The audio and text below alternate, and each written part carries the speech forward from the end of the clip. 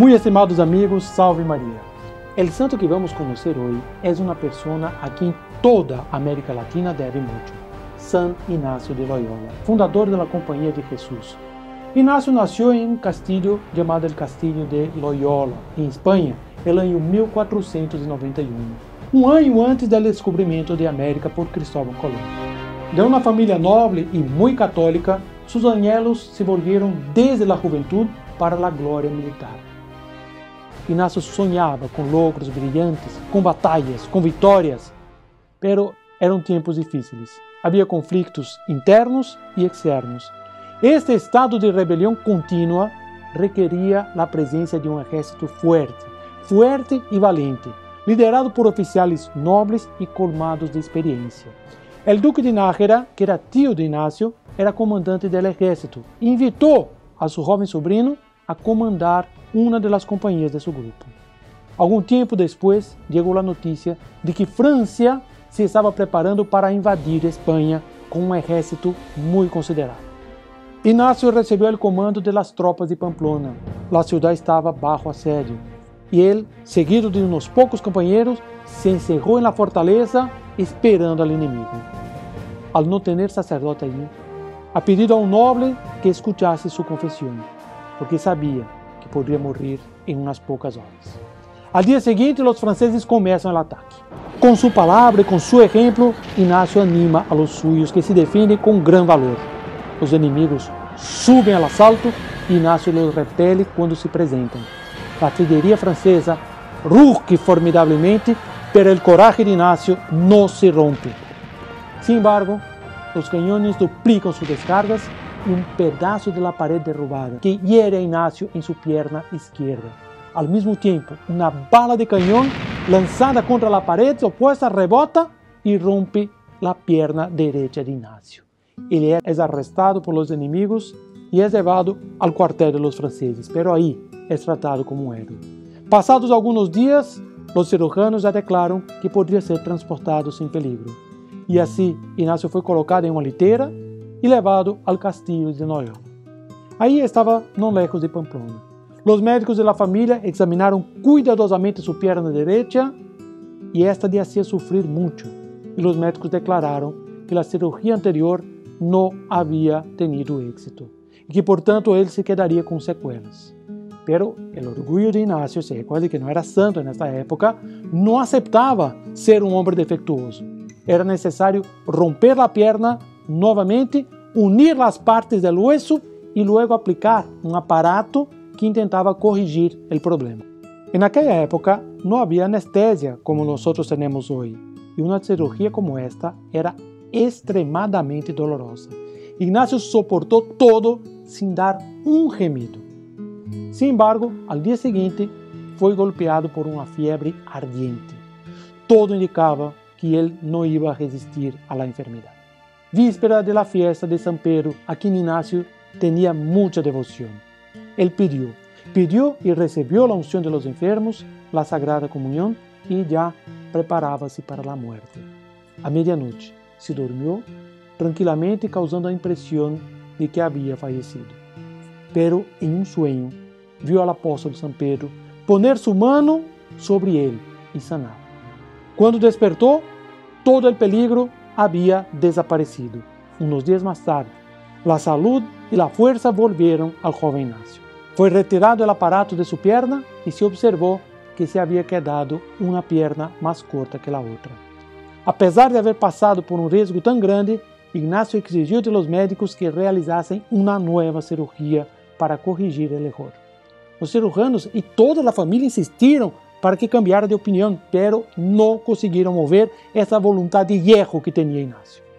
Todo estava preparado para a nova cirurgia. Depois de se haver cicatrizado a herida, Ignacio teve que submeter-se a um largo tratamento com uma máquina de hierro que buscava estirar sua perna. Durante esse período, suas únicas ocupações eram sofrer as torturas de los tratamentos e falar com sua família. Em sua soledade, começou a ler as novelas de cavalheria. Eram temas muito conhecidos e muito divulgados em Espanha durante aqueles tempos. Depois de alguns meses, já se haviam acabado todas as novelas da biblioteca del Castillo. y lo único que quedaba para leer era una colección de vida de santos y una otra colección sobre la pasión de nuestro Señor Jesucristo. El tiempo pasó y Ignacio, incluso contra su propia voluntad, leyó cuidadosamente los libros en su cama, tomando notas de las partes que más le conmovían. Al reflexionar una vez pensó: San Pedro me curó milagrosamente, yo le debo mi vida, pero ¿por qué me dejaría lisiado? ¿Para qué me serviría la vida si yo no puedo volver a mis amigos personales? Si no puedo volver a la vida que me gusta vivir? Así razonó el hombre de la corte, vano por la naturaleza, fijado por la voluntad de Dios en el lecho de dolor. Día tras día, a Ignacio le iba gustando cada vez más esa lectura. En su soledad pensó: yo estoy sufriendo todo esto solo para no perder mi influencia en la corte. Mientras que los santos habían sufrido todo esto y aún más para agradar a Dios. Y ellos ganaron una eternidad feliz. Solo tendré sonrisas o amistades falsas como recompensa por tanto sacrificio. Entonces, ¿quién tiene la razón? Hoy mis triunfos dependen de una enfermedad. Esta es la felicidad que ofrece el mundo. Ignacio pensó para sí mismo: hay dos deseos opuestos dentro de mí. Uno que me lleva al bien y otro que me conduce al mal. Cuando pienso en la vida de los santos, yo siento una alegría que el mundo no me puede dar. Pero cuando pienso en los placeres de esa vida, siento una gran perturbación.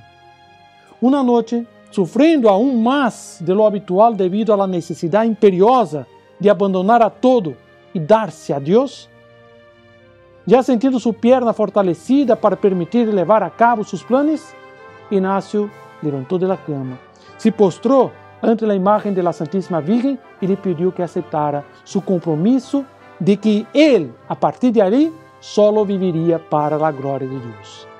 Completamente iluminado por la gracia divina, rezó en la profundidad de su corazón: Madre mía y Señora mía, dad-me la gracia, Señora, de vivir siempre para tu divino Hijo. Yo juro ser siempre fiel a su estandarte, ser tuyo y de tu Hijo, para la vida y para la muerte. Yo quiero. En este momento se escuchó un estruendo similar a una fuerte detonación y el interior de todo el castillo que sacudió hasta los cimientos. En las gruesas paredes de su habitación se abrió una grieta ancha que hasta hoy es vista con admiración por los peregrinos. Dejando su espada sobre el altar, Ignacio abandonó su vida pasada y en un futuro cercano fundó la Compañía de Jesús para detener el progreso de las herejías en el mundo. Su lema era Ad Maiorem Dei Gloriam, para la mayor gloria de Dios. Su conversión fue el resultado de leer los libros religiosos. Grande es el bien que hace la lectura de un buen libro, pero, ojo, grandes son las consecuencias de leer un mal libro. La perdición de muchas personas comenzó con una lectura perversa. Su apostolado poblaba la tierra de santos. Santos tales como San Francisco Javier, apóstol de las Indias, apóstol de Japón, el beato José de Anchieta, que fue el apóstol de Brasil, San Roberto Bellarmino, quien logró traer de vuelta a la Santa Iglesia Católica un tercio de los alemanes, y muchos grandes santos. Varias naciones le deben a San Ignacio y a los religiosos de la Compañía de Jesús su integridad religiosa y su formación católica desde el principio.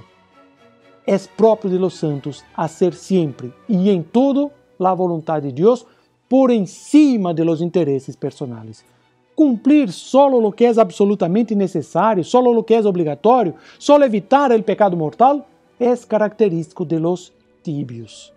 En 1556, después de recibir la bendición apostólica, Ignacio entregó su alma a Dios, con el nombre de Jesús en los labios. Poco antes de su muerte, se le escapó la confesión de que no se recordaba en los últimos 30 años de haber perdido una oportunidad de hacer algo al servicio de Dios. La vida de los santos cambiaron el destino de Ignacio. Pidamos a la Santísima Virgen María que nos ayude con su ejemplo a enfrentar las dudas y las dificultades de nuestra vida. Digamos como Él: yo quiero hacer la voluntad de Dios, quiero practicar la virtud, yo quiero ser santo. Que San Ignacio nos ayude a tener siempre decisiones firmes al servicio de Dios y al servicio de la Iglesia. Nos vemos en un próximo programa para conocer la vida de otro santo, otro ejemplo de virtudes para nuestra propia vida. Salve María!